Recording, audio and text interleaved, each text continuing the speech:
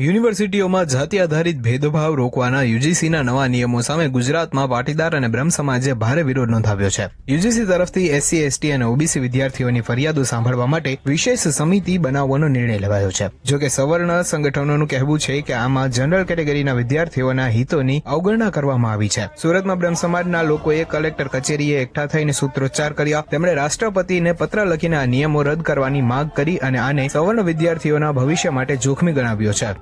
અમે આ આવેદનપત્ર આપવામાં આવ્યા છે।